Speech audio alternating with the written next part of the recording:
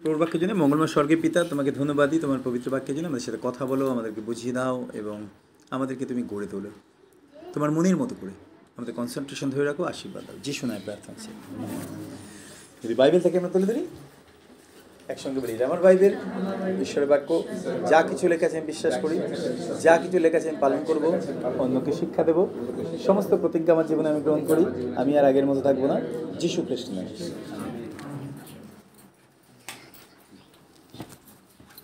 আজকে আমরা আলোচনা করতে চাই the call to be different. ঈশ্বর তিনি আমাদেরকে আহ্বান করেছেন যেন আমরা আলাদা হই।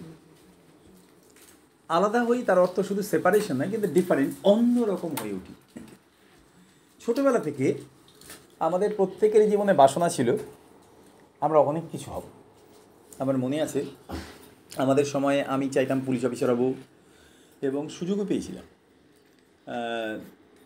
97 সালে যখন আমি প্রভুকে পাই, তারপরে যখন 98 সালে আমি বাইবেল ট্রেনিংয়ে যাই এবং সেখান থেকে আমি বিহারে যাব আউটরিচে প্রচার করার জন্য প্রভুর বাক্য। আর ঠিক সেই সময় আমাকে খবর দেওয়া হয় বাড়ি থেকে যে তোর একটা গভর্নমেন্ট সার্ভিসের কল এসছে। আর আমি বাড়িতে যখন যাই, বাড়িতে গিয়ে যখন আমি দেখলাম যে ক্যালকাটা পুলিশের কল এসছে আর আমাকে ইন্টারভিউয়ের জন্য ডেকে পাঠিয়েছিল।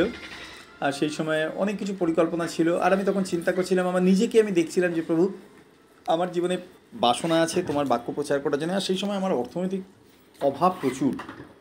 তার কারণ হচ্ছে আমার খাওয়া দাওয়া নিয়ে প্রবলেম ছিল, ঘরে থাকার জায়গা ছিল না। আর আমি সেই জন্য বাইবেল ট্রেনিংয়ে চলে গেছিলাম, থাকার জায়গা নেই বলে। সেরকম মানসিক প্রচণ্ড অসুবিধার মধ্যে এবং অনেক টাময়, অনেক রকম সমস্যা, অনেক রকম কষ্ট। আর আমার কাছে সেই সময় খুব ভালো একটা অপরচুনিটি ছিল গভর্নমেন্ট জব, যাতে আমি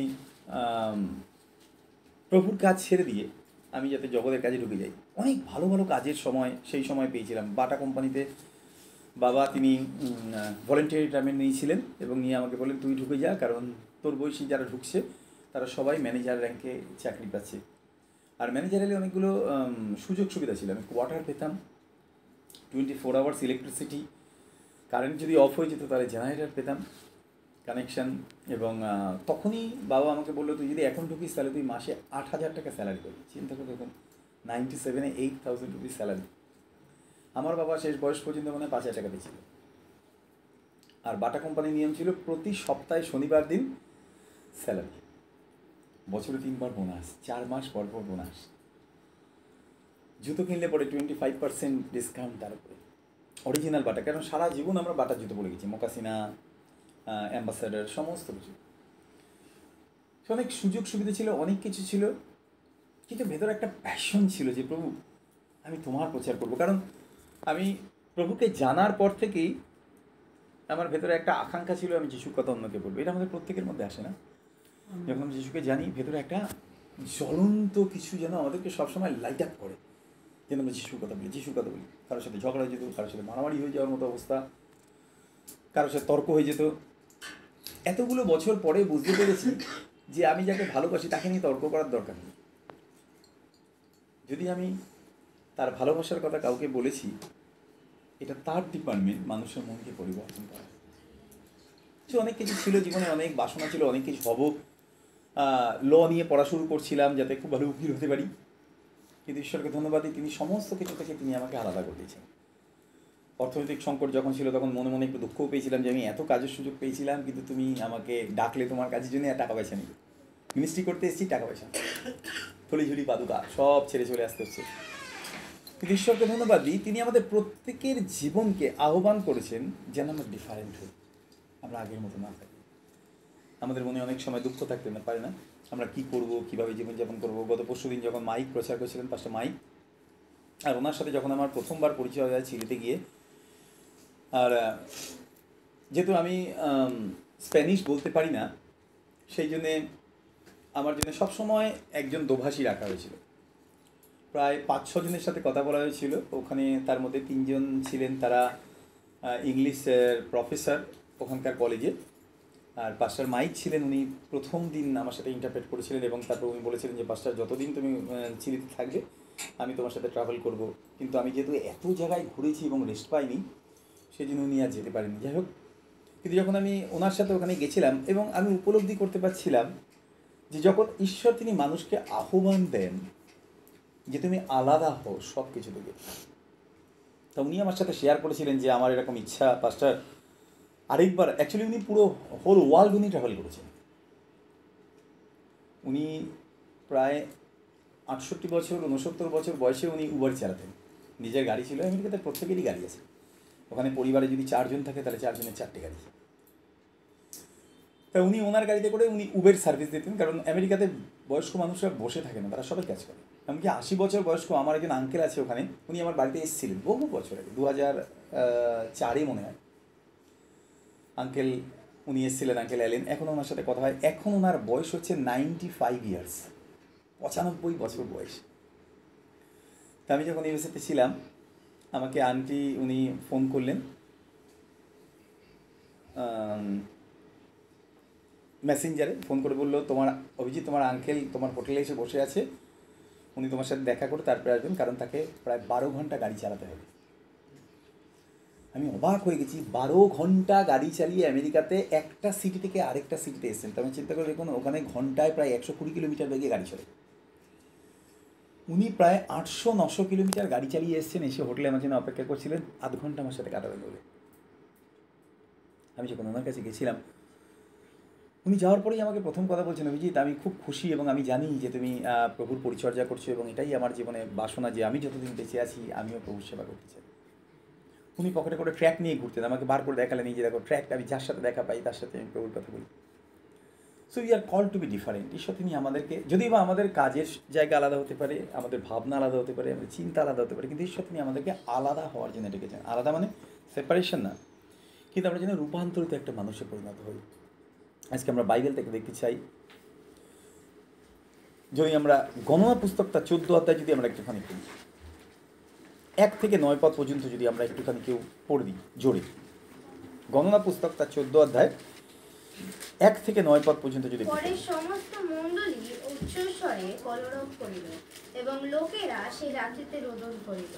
আর ইসরায়েল সন্তানগণ সকলে মোশের বিপরীতে ও হারনের বিপরীতে বচসা করিল।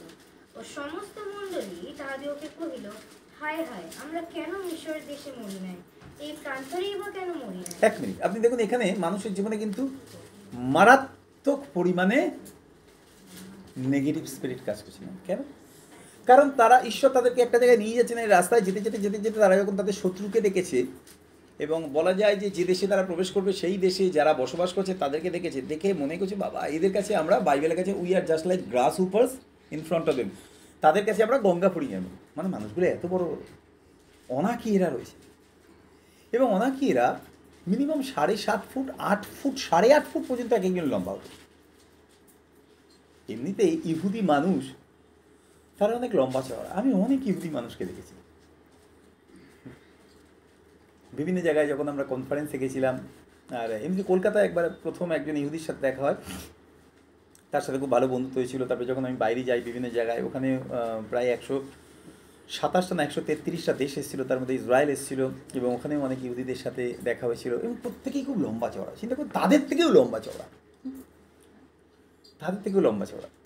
যখন তাদেরকে দেখছে বিশাল চেহারা, তারা মনে করছে যে আমরা তাদের কাছে গ্রাস উপার্সের মন নিয়ে গেল। ঈশ্বর তিনি আমাদেরকে নিয়ে চলেছেন, এমন জায়গায় নিয়ে চলেছেন যেখানে আমরা কোনোদিন যেতে পারবো না। আমি ঈশ্বরকে ধন্যবাদ দিই। গতকাল যখন পাশে গুস্তাভ প্রচার করছিলেন, উনি বারবার করছেন রিনিউইং আওয়ার মাইন্ড, আমার মনকে নতুনীকরণ করার কথা। আমার জীবনে যেটা সব থেকে বেশি আজ পর্যন্ত ট্রায়াল এসেছে সেটা হচ্ছে ফিনান্সিয়াল ট্রায়াল। কেন জানি? কারণ আমি 97 সাল থেকে আমি প্রভুকে বলে রেখেছিলাম যে প্রভু আমি জগতের অন্য কোনো কাজ করবো না, খেতে না পেলেও করবো না, আমি শুধু তোমারই সেবা করবো। তুমি যদি পাখিদেরকে খাও তাহলে আমাকে খাওয়াবে। আর সেই কারণে 97 সালের পর থেকে 98 সালে বাড়ি ছাড়ার সময় আমার পকেটে 1 টাকাও ছিল না। 98 থেকে আজকে 2025 কত সাল হয়? 27 বছর, 27 ইয়ার্স। আমার জীবনে কম করে 200 থেকে 500 বারেরও বেশি ফিনান্সিয়াল ট্রায়াল এসছে। শুধু টাকা পয়সার চিন্তা, টাকা পয়সার চিন্তা, মানে এমন এক একটা সময় এসছে যখন মনে হচ্ছে আর কোনো আশা নেই, বেচারও কিছু নেই, জমি বাড়ি নেই যে বেচবো। আর যে পরিমাণ অর্থ খরচা হয়েছে বা খরচা হবে বা খরচা হয়েছে বা খরচা হচ্ছে সংসার চালানোর জন্য, মিনিস্ট্রি চালানোর জন্য, ঈশ্বরকে ধন্যবাদ দিই, তার কোনোটারই কিন্তু ঈশ্বর তিনি আমাকে অভাব উপলব্ধি করতে দেননি।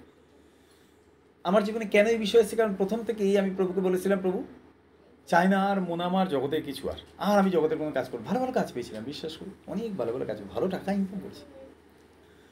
এখনো পর্যন্ত সুযোগ আছে, কিন্তু ভিশনের প্রবলেম বলে, কারণ ঈশ্বর তিনি আমাকে ট্রান্সলেশন গিফট দিয়েছিলেন 2000 সাল থেকে, 98 সাল থেকে আমি বহু জায়গায় ট্রান্সলেট করছি, ইংলিশ থেকে বেঙ্গলি, বেঙ্গলি থেকে ইংলিশ। এবং একটা সময় ছিল গোটা কলকাতায় যখনই কোনো জায়গায় কোনো বিদেশি আসতো আমাকে ইন্ট্রোডিউস করে দেওয়া হতো এবং ফোন করতো আমার পাঁচটার বন্ধুরা, যে অভিজিৎ এখানে একটা প্রোগ্রাম আছে, এখানে একটা কনফারেন্স আছে, তুমি একটু ট্রান্সলেট করে দাও। সেই জন্য আমি শুধু কলকাতা না, কলকাতার বাইরেও অনেক জায়গায় গেছি ট্রান্সলেট করার জন্য, এবং প্রচুর টাকা পেয়েছি আমি উপহার। কিন্তু ঈশ্বরকে ধন্যবাদ দিয়ে আমার একটাই লক্ষ্য ছিল, প্রভু যে কোনো কাজই করি না কেন আমার জীবনের মূল লক্ষ্য হচ্ছে আমি তোমার সেবা করবো, তোমার সুসমাচার প্রচার করবো। যখন ইসরায়েল জাতি তারা যখন অ্যাবাউট টু এন্টার, যখন তারা প্রবেশ করতে যাবে, তাদেরকে বলা হলো যে তোমরা দেশটা নিরীক্ষণ করে এসো, স্পাই হয়ে দেখে এসো। 12 জনকে পাঠিয়েছিল, 12টা বংশের থেকে একজন একজন করে 12 জন গেছিল, 10 জন ফিরে এসছে নেগেটিভ দৃষ্টি নিয়ে। আপনি জানেন আমরা যা কিছু দেখি সেই দেখার উপর নির্ভর করে আমরা বিশ্বাসে বড় হব না বিশ্বাস থেকে বড় যাব।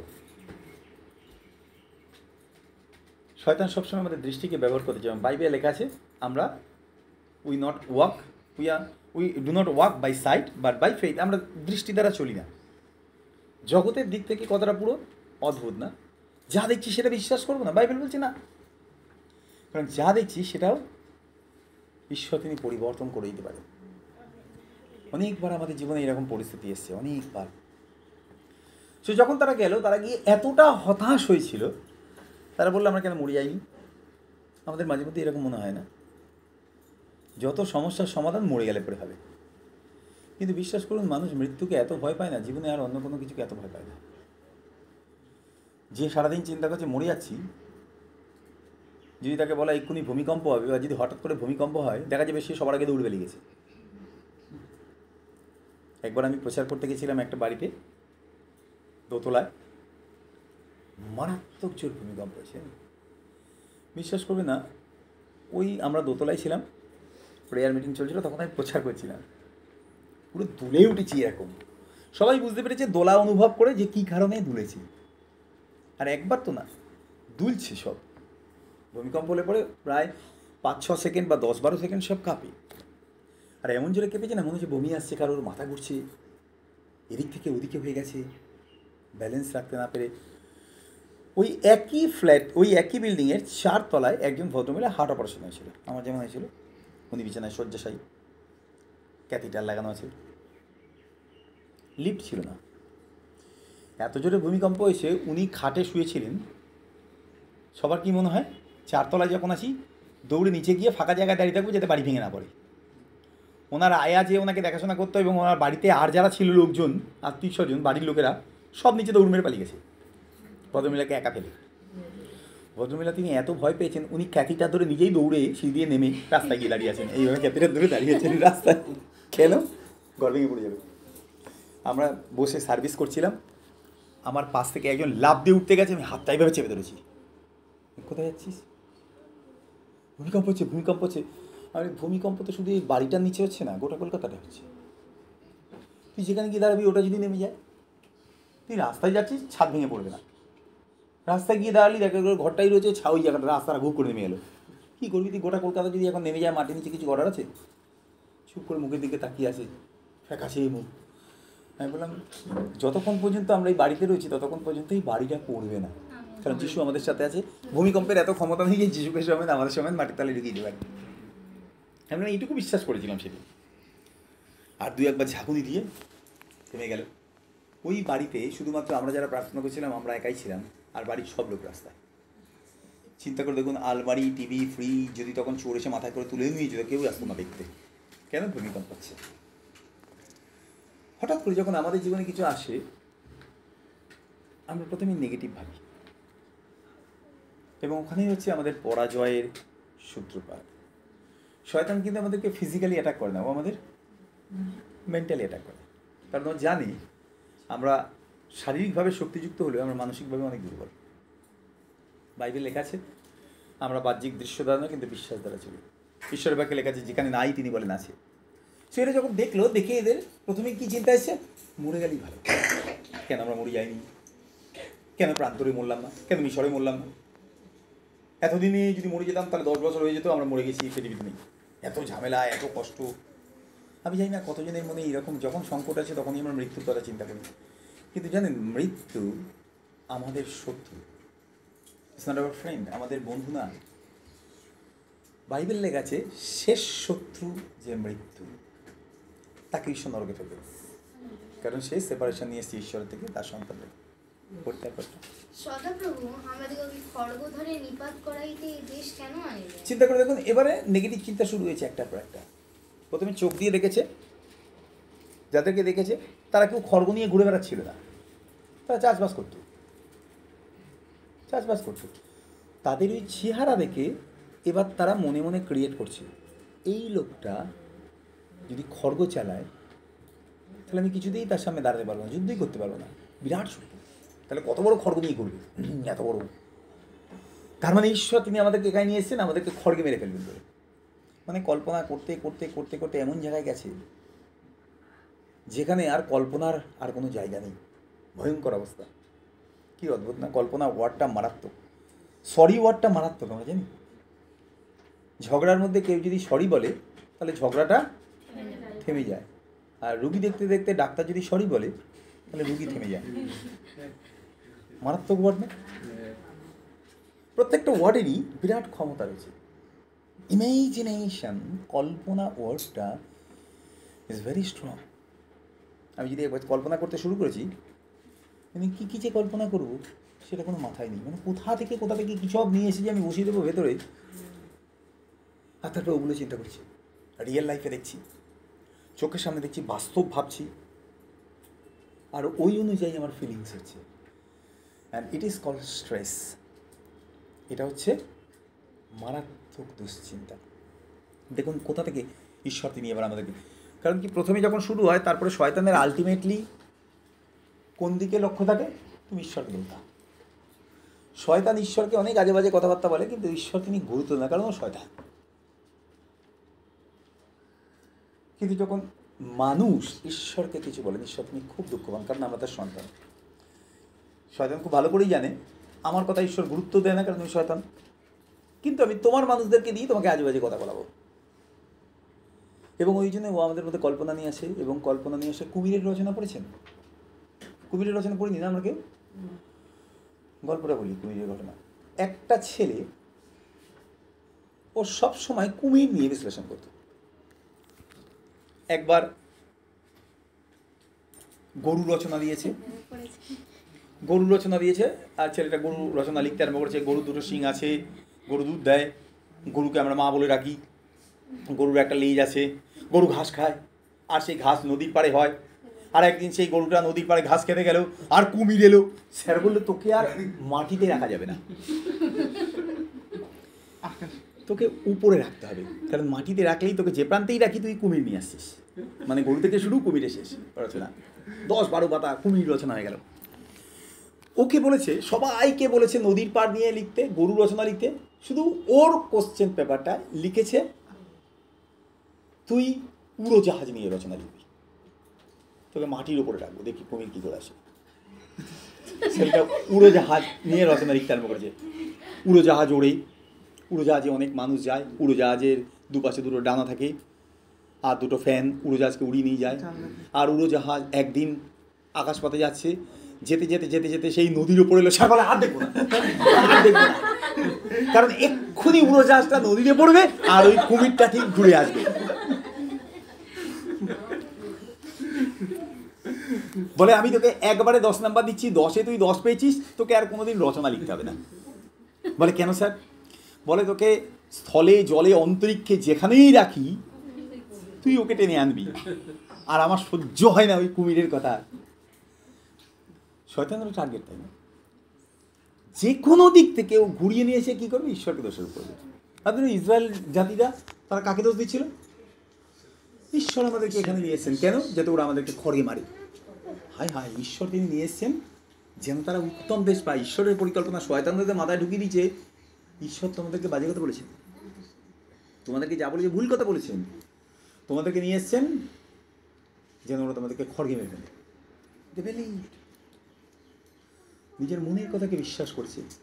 বাইবেলকে যে ঈশ্বরের বাক্য জীবন্ত এবং কার্য সাধক, it is active and live. ঈশ্বরের বাক্য বিরাট শক্তিশালী।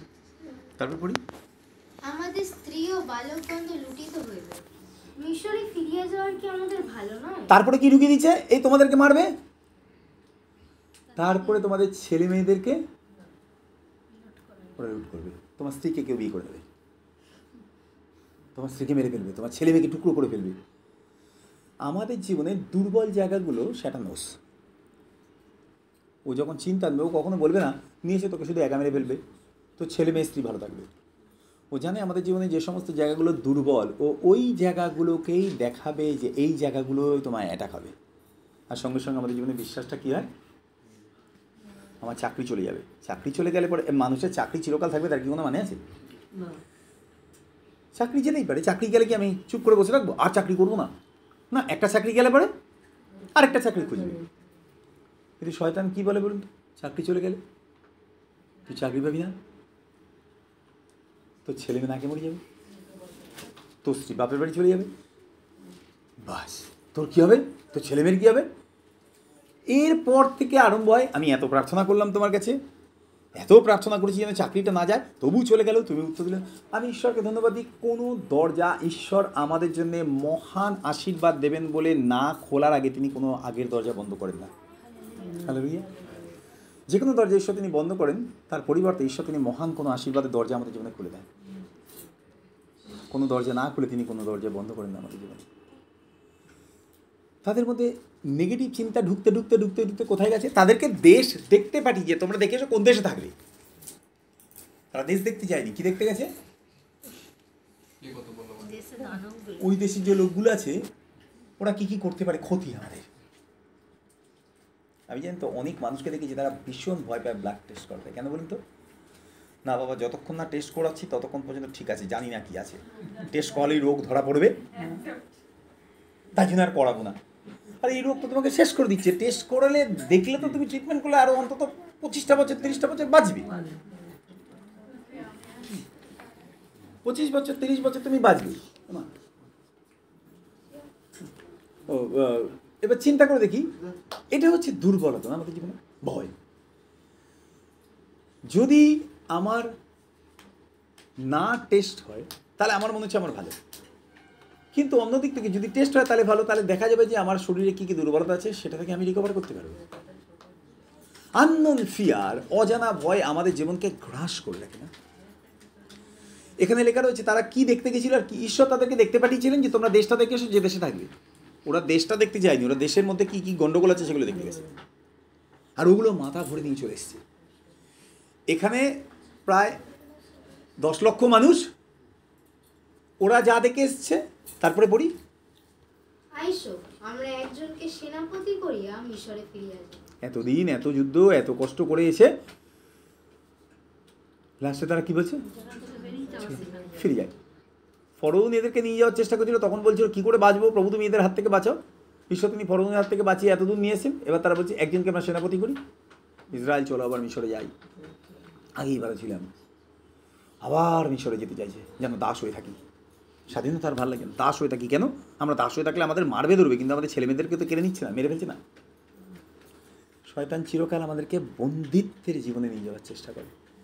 কেউ কেউ মানসিকভাবে বন্দী, কেউ কেউ শারীরিকভাবে বন্দী, কেউ কেউ পরিবারে বন্দী। আপনি জানেন পরিবারের বন্দিত্বটা কীরকম অবস্থা? না আমি রান্না না করে দিলে আমার ছেলে মেয়ে কী খাবে, আমার স্বামী টাইমে আসবে যদি খেতে না পায়, না আমি যদি না থাকি ঘর গোছানো হবে না, কত জামা কাপড় জমে আছে, আমি না থাকলেই কেউ না কেউ বাড়ির প্রতি ক্ষতি করবে, সব লোকজন এসে বসে রয়েছে, আমি না থাকলে কেউ তাদের দেখার নেই। All rubbish thoughts. যেদিন আপনি থাকবেন না এই পৃথিবীতে সেদিন আপনার স্বামী ছেলে মেয়েকে কে খাওয়াবে ভাই? আপনি কি বলবেন আজ না কাল যাবো, প্রভু আমাকে আধ ঘন্টা ছুটি দাও, আমি গিয়ে রান্নাটা করে দিই, আমি আবার স্বর্গে চলে আসছি? পসিবল না, বাইবেলের কাছে এই যুদ্ধে ছুটি সম্ভব হবে না। যদি আপনি মনে করেছেন আপনাকে সবার প্রয়োজন, তাহলে সারা জীবনই প্রয়োজন। আচ্ছা বলুন তো, মমতা ব্যানার্জির ঘরদোর নেই?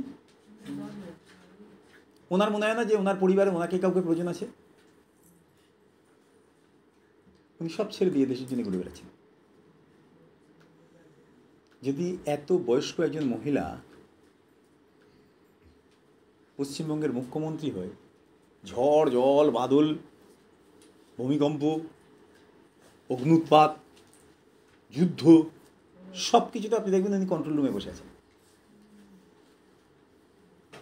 এক জায়গাতেও দেখা যাবে না যে উনি নিজের ঘরে দরজা বন্ধ করে দিয়ে বসে ঘরের লোকদেরকে আমার দেখার দরকার আছে, বাবা আমি না থাকলে আমার ঘরের লোকদের কে দেখবে। উনি ঘরের লোক মনে চিন্তা করে দেন, পশ্চিমবঙ্গের সব লোক আমার ঘরের লোক, আমি তাদেরকে দেখতে যাচ্ছি। যদি এত বড় দায়িত্ব নিয়ে একজন বয়স্কা মহিলা, তিনি যদি সব চিন্তা ছেড়ে দিয়ে যদি তিনি দেশের জন্য ঘুরে বেড়াতে পারেন, রাজ্যের জন্য ঘুরে বেড়াতে পারেন, তাহলে বলতে যদি ঈশ্বর তিনি আমাদেরকে ডেকেছেন, আমরা তার রাজ্যের জন্য ঘুরতে পারবো না? কোথায় আটকে রয়েছি আমরা? সবসময় মনে হচ্ছে না আমাকে ছাড়া চলবে না, আলবৎ চলবে, আমাকে ছাড়া আলবৎ চলবে। আমি আগে ভাবতাম যে আমাকে ছাড়া কী করে আমার মেয়েরা চলবে। আমি হসপিটাল থেকে এসে 2 মাস খাটে পড়েছিলাম, দিব্যে চলেছে। ঈশ্বর তিনি উপলব্ধি করতে দিয়েছেন যে তোমার জন্যে তোমার পরিবার চলছে না, তোমার পরিবার চলছে আমার জন্য। এদের জন্য তাই ভয় ছিল, কে দেখবে, আমাদেরকে মেরে ফেলবে, আমার ছেলে মেয়েকে মেরে ফেলবে, আমার বউদের নিয়ে নেবে। বাস পুরো মাথায় রাবিশ চিন্তা ফিরে এলো, এসে বলল এর থেকে বেশ এখানেই যথেষ্ট, চলো এবার আমরা কোথায় ফিরে যাই? মিশরে ফিরে যাই। সবাইকে বললো মিশরে ফিরে যাই। তারপরের ঘটনাটা দেখুন। তাহাতে মোশি ও হারন ইসরায়েল সন্তানগণের মণ্ডলীর সমস্ত সমাজের সম্মুখে উগ্র হইয়া পড়িলেন। আর যাহারা দেশ নিরীক্ষণ করিয়া আসিয়াছিলেন তাহাদের মধ্যে নুনের পুত্র যেহোশু ও জিফুন্নির পুত্র কালেব আপন আপন বস্ত্র ছিঁড়িলেন এবং ইসরায়েল সন্তানগণের সমস্ত মণ্ডলীকে কহিলেন, আমরা যে দেশ নিরীক্ষণ করিতে গিয়াছিলাম সে যার পর নাই উত্তম দেশ। সদাপ্রভু যদি আমাদিগেতে কৃত হন তবে তিনি আমাদিগকে সেই দেশে প্রবেশ করাইবেন ও সেই দুগ্ধমধু প্রবাহী দেশ আমাদিগকে দিবেন। কিন্তু তোমরা কোনো মতে সদাপ্রভুর বিদ্রোহী হইও না ও সেই দেশের লোকদিগকে ভয় করিও না, কেননা তাহারা আমাদের ভক্ষস্বরূপ তাহাদের আশ্রয় ছত্র তাদের উপর হইতে নিত হইল। সদাপ্রভু আমাদের সহবর্তী, তাহাদিগকে ভয় করিও না। কিন্তু সমস্ত মণ্ডলী সেই 2 জনকে প্রস্তরাঘাতে বধ করিতে বলিল। আপনি চিন্তা করে দেখুন, 10 জন মানুষ এসে গোটা ইসরায়েল মণ্ডলীর মাথাটাকে এমনভাবে ঘুরিয়ে দিয়েছে। তারপরে পজিটিভ কথা যখন তারা বলছে যে আমরা জয় করব, আমরা প্রবেশ করবো, ঈশ্বর তিনি আমাদের বিজয় দেবেন, ওই জায়গা আমরা পাবোই, ওই দেশ দুগ্ধমধুর প্রবাহী দেশ। এরা বলছে মারো, পাথর মারো, ওদেরকে মেরেই ফেলে দেবে। এরা আবার জোর করে আমাদেরকে ওইখানে নিয়ে যেতে চাইছে যেখানে আমরা দেখেছি বিপদ আছে। নেগেটিভ ওয়ার্ডের ক্ষমতা কিন্তু বিরাট। আপনি যাকে বলবেন সে বিশ্বাস করবে, তার মধ্যে ওই পাহাড় আকৃতি দুশ্চিন্তা প্রবেশ করবে। আমি ঈশ্বরকে ধন্যবাদ দিই, we are call to be different. ওখানে 12 জন গেছিল, 12 জনেরই চোখ ছিল দুটো করে, মানুষের 2 চোখ, 2 কান, একটা মুখ, একটা নাক, ওদেরও 2 চোখ ছিল। ওরা যা দেখেছে এরাও তাই দেখেছে। আলাদা দেখেছে কিছু না, কিন্তু দেখার ভিউটা আলাদা, দেখার ভিউটা আলাদা। আমি কি দৃষ্টি দিয়ে দেখছি, কি মনোভাব নিয়ে দেখছি সেটা বড় কথা। কালেব আর জিহোশু চিন্তা করেছিল, প্রভু যখন তুমি আমাদেরকে দেশটা নিরীক্ষণ করতে পারিছ, তার অর্থ হচ্ছে চলে যদি ঈশ্বর তিনি আমাদেরকে দেশটা নিরীক্ষণ করতে পাঠিয়েছেন, তার অর্থ হচ্ছে তিনি আমাদের দেখতে পাঠিয়েছেন কোন দেশে আমরা থাকবো। আপনি বলুন তো, কোনো জায়গায় আপনি না দেখে সেই জায়গা আপনি কিনবেন? হ্যাঁ, যদি কোনো ফ্ল্যাট আপনি ভাড়া নিতে যাচ্ছেন তাহলে অবশ্যই গিয়ে আগে ফ্ল্যাটটা দেখবেন কোন ফ্ল্যাটে আপনি আছেন। যদি না দেখেন তাহলে আপনি কী করে বুঝবেন আপনি কোথায় থাকবেন? ঈশ্বর তাদেরকে দেখাতে নিয়ে গেছে, কোথায় তোমাদেরকে রাখবো দেখো। এরা ফিরে এসে বলল জীবনে আর কোনো আশা নেই। মাত্র 2 জন, কালেব আর জিহোশু। একটা পদ আমরা পড়তে চাই, দেখুন সেখানে কি লেখা আছে। সেখানে লেখা রয়েছে, 10 পদটা পড়ি আমরা। কিন্তু সমস্ত মণ্ডলী সেই 2 জনকে প্রস্তরাঘাতে বধ করিতে বলিল। তখন সমাগম তাম্বুতে সদাপ্রভুর প্রতাপ সমস্ত ইসরায়েল সন্তানের প্রত্যক্ষ হইল। ওই 2 জনকে বলল যে এবার তোমাদেরকে পাথর মেরে মেরে ফেলবো, কারণ তোমাদেরকে আর বাঁচিয়ে রাখা বেকার। ঈশ্বরের বাক্যে লেখা আছে যে কালেব তার মধ্যে অন্য আত্মা ছিল। লেখা আছে না ওখানে? দেখুন পড়ি আমরা 14 অধ্যায় নাম্বার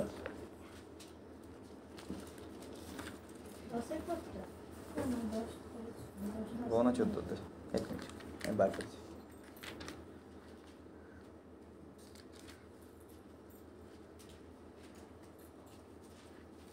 গণনা 14 অধ্যায়। 24 হ্যাঁ বর্তমান কিন্তু আমার দাস কালেবের অন্তরে অন্য আত্মা ছিল। দেখুন আত্মা ছিল অন্য, একটা ছিল স্পিরিট অফ ফিয়ার আর একটা ছিল স্পিরিট অফ ফেইথ। কতগুলো মানুষের মধ্যে ভয়ের আত্মা ছিল, একমাত্র কালেবের আর জিওশুয়ার অন্তরে, কালেবের অন্তরে বাইবেলে গেছে স্পিরিট অফ ফেইথ ছিল, অন্য আত্মা ছিল। তারা ঈশ্বরের বাক্যটাকে প্রায়োরিটি দিয়েছিল এবং এই দুজনের প্রায়োরিটিতে, দুজনের অন্যরকম দৃষ্টির জন্য ইসরায়েল জাতি একদিন কনান দেশে প্রবেশ করতে পেরেছিল। ঈশ্বরকে ধন্যবাদ দিই যখন গোটা সমাজ তারা অন্যদিকে চলছে, সেই সময় ঈশ্বর তিনি আমাদেরকে আলাদা হওয়ার জন্য ডাক দিচ্ছেন। আলাদা হওয়া মানে আমরা গডলি ওয়েতে জীবনযাপন করব। প্রথমে ঝড় তাড়না কষ্ট দুঃখ আসবেই। অনেক সময় আমাকে অনেক মানুষ বলে, বাসার প্রভুকে ধরে রাখতে গেলে জীবনে অনেক কষ্ট, কী করবো? আমি বললাম হবেই। আপনি যদি সত্যের পক্ষে চলতে চান তাহলে ঝড় আসবে। আপনার উপর নির্ভর করছে আপনি কী সিদ্ধান্ত নেবেন। এবং বিশ্বাস করুন আমি অনেককে বলেছি, যদি আপনাকে ঘর থেকে বার করুন আমি আপনাকে বাইবেল ট্রেনিংয়ে পাঠিয়ে দেবো। এরকম অনেককে পাঠিয়ে দিচ্ছি। থাকা জায়গা নেই, বাড়িতে খুব ঝামেলা হচ্ছে, অশান্তি হচ্ছে, আমি বাইবেল ট্রেনিং চলে যাবো। পয়সা নেই, মানে পয়সা লাগবে না, 2 বছর 3 বছর করে এরকম কতজনকে যে বাইবেল ট্রেনিংয়ে পাঠিয়েছি তার কোনো ঠিক নেই। অসুবিধা হচ্ছে, যিশুকে ধরে রাখতে গেলে অসুবিধা হবে, কারণ জগৎ আর ঈশ্বর দুজনকে একসাথে ধরে রাখা যায় না। আমার মনে আছে যখন প্রথম সেমিনারে পারমিতাকে বললাম, সেমিনারে আসবি তো? না বাবা, কে বলতে পারছি না, বাবাকে না বলে দিয়ে যেতে পারবো না। আমি বললাম বাবারও উপরে আরেকটা বাবা আছে যে তোকে পৃথিবীতে পাঠিয়েছে। বলে বাবাকে তো বলিনি। আমি বললাম বল। বলে বললে ছাড়বে না। আমি বললাম বললে ছাড়ুক আর না ছাড়ুক, তোর তো বলে আসার দরকার, তো তুই বলেই চলে আয়। বলে তারপরে বাড়িতে ঢুকলি? আমি যাওয়া হবে, সেমিনারে তো আয়, তারপরে দেখা যাবে। না মার খাবি যিশুর জন্য একটু। তো ও বলেছিল, তারপরে বলে চলে এসেছিল তো বলে চলে এসেছিল।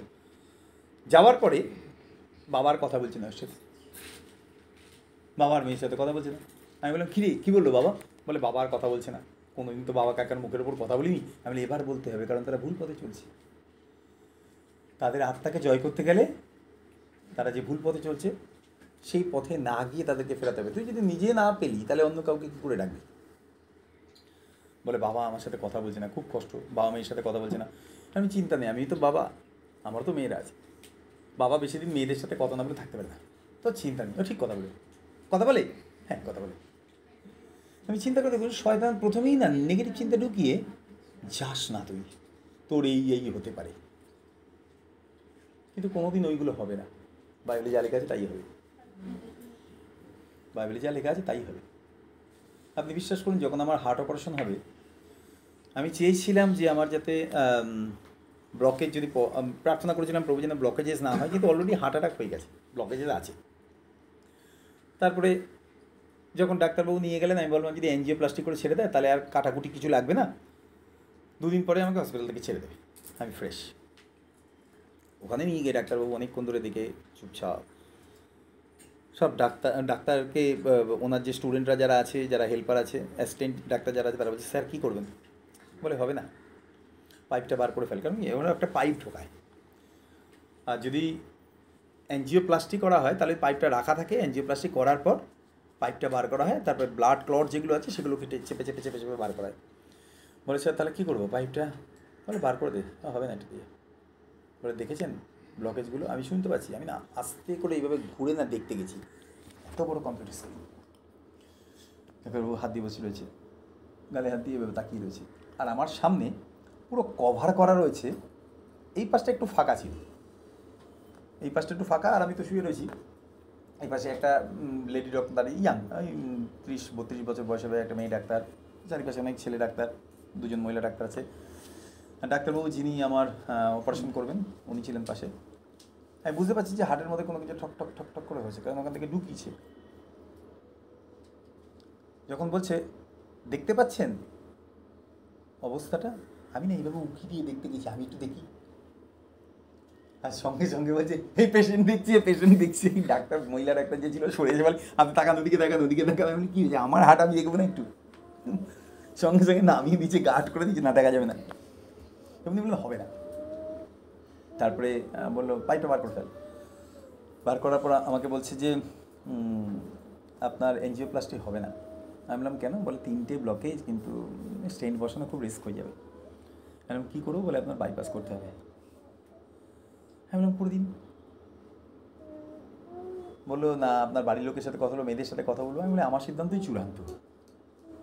ওদেরকে জিজ্ঞেস করলে ওরা বলবো বাবাকে জিজ্ঞাসা করো, কারণ ওরা ছোটো মানুষ।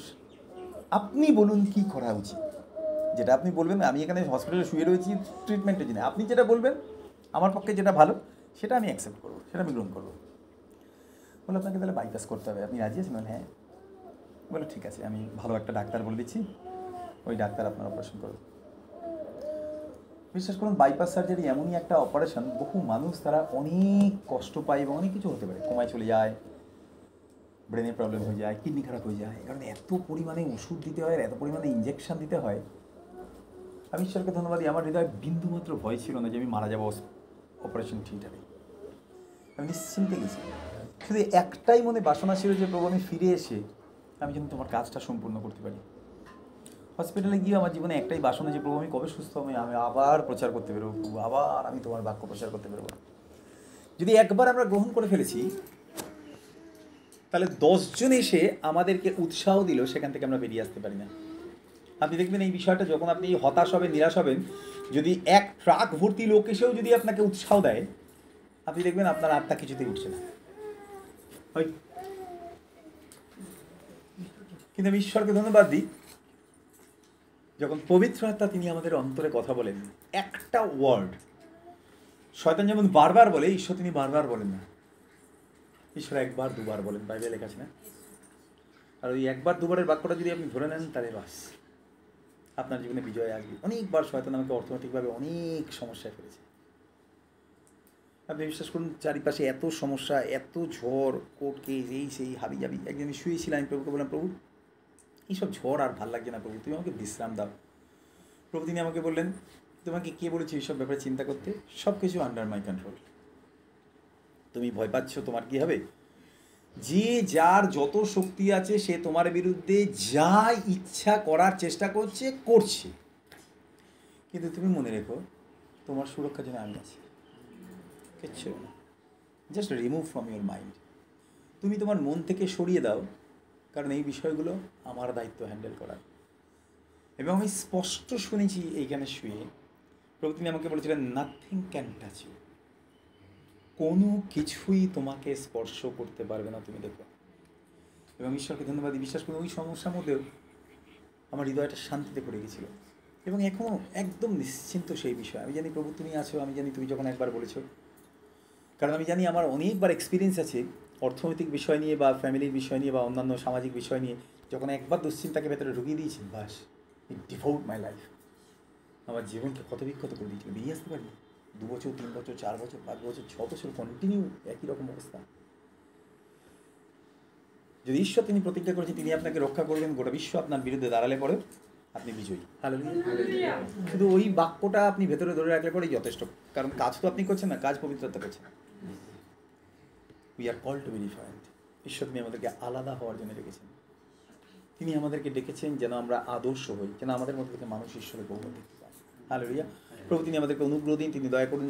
কালেবের মধ্যে ঈশ্বর তিনি বলছেন তার মধ্যে অন্য আত্মা আছে। আজকে প্রার্থনা করুন যে প্রভু যে অন্য আত্মা কালেবের মধ্যে ছিল, সেই অন্য আত্মা তুমি আমার মধ্যে আজকে দাও, যেন জীবনে যে কোনো কঠিন সময়ের মধ্যেও আমি যেন তোমার বাক্যকে আমার জীবনে প্রথম এবং প্রধান জায়গা আমি দিতে পারি। তাহলে আমার জীবনে হতাশা, নিরাশা, ভয়, দুশ্চিন্তা সব কিছু প্রতিরোধ হয়ে আমার হৃদয়ের বাইরে থাকবে। হালেলুয়া। প্রভু তিনি আমাদেরকে অনুগ্রহ দিন। 1 মিনিট আমরা চোখ বন্ধ করব এবং হৃদয় থেকে প্রার্থনা করব। প্রভু তুমি আমাকে কালেবের মতো আমার হৃদয় অন্য আত্মা দাও, যে আত্মায় আমি তোমার বাক্যকে বিশ্বাস করে সারা জীবনে এগিয়ে চলব। কোনো পরিস্থিতিতেই প্রভু আমার মধ্যে থেকে সেই বিশ্বাস চলে যাবে না, নির্ভরতা চলে যাবে না। Let us rise up hour voice. আসুন আমরা আমাদের হৃদয়ের থেকে আমরা প্রার্থনা করি এবং আমাদের আওয়াজ, গলার আওয়াজ আমরা প্রভুকে জানাই যে প্রভু আমি নিজের রবে প্রার্থনা করিলাম এবং তুমি আমার প্রার্থনা শুনলে। একসঙ্গে বলি যে প্রভু তোমাকে ধন্যবাদ দিই, তুমি আমাকে ভালোবাসো এবং আমি প্রার্থনা করি কালেবের মতো অন্য আত্মা তুমি আমার হৃদয়ে দাও, পবিত্র আত্মা আমার হৃদয়ে দাও, এবং সেই আত্মা যে সবসময় পজিটিভ এবং সত্যকে বিশ্বাস করে, সেই আত্মা যে তোমার বাক্যের উপর আস্থা রাখে, তোমার উপর নির্ভর রাখে এবং তোমাকে ভালোবাসে, বিশ্বাস করে তোমার বাক্যকে জীবনের যে কোনো পরিস্থিতির মধ্যেই, যে আত্মা বিজয়ের পথে এগিয়ে নিয়ে যায়। প্রভু সেই অন্য আত্মা তুমি আজকে আমার মধ্যে দাও, যেন আমি কোনোদিন প্রভু তোমার উপরে অবিশ্বাস সন্দেহ না করি এবং আমি নিশ্চিন্ত থাকি যে তুমি আমাকে বিজয় দেবে। তুমি অনুগ্রহ দাও প্রভু, আমাদেরকে আশীর্বাদ দাও। যিশু নামে প্রার্থনা চাই।